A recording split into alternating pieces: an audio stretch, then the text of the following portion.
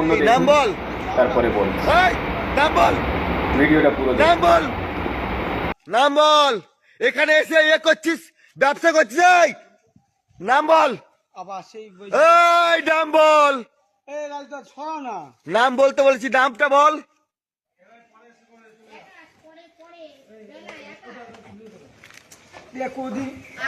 নাম বল, নাম বল।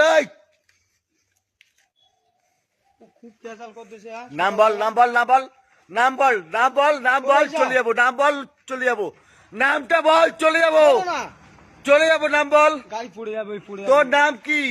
কি জেলায় বলুন বলো? তোর নাম কি? তোর নাম কি? এই যে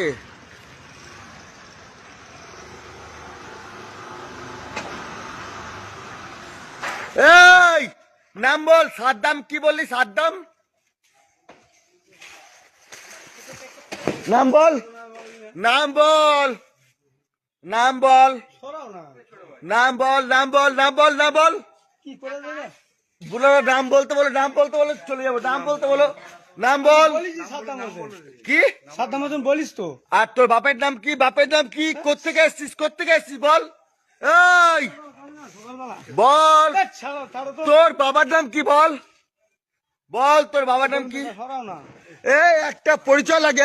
এই তুই এখানে বসছিস কার কার অনুমতিতে? কি বল? বল, এই তুই কার অনুমতিতে বসছিস?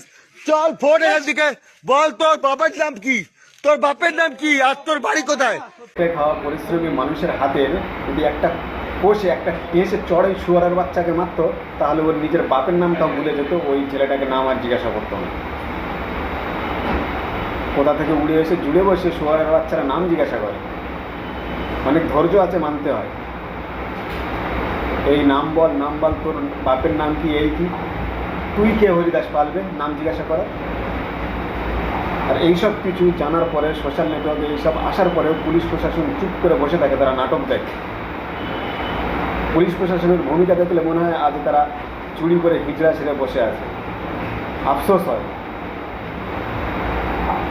কোথায় বসবাস করছি আমরা।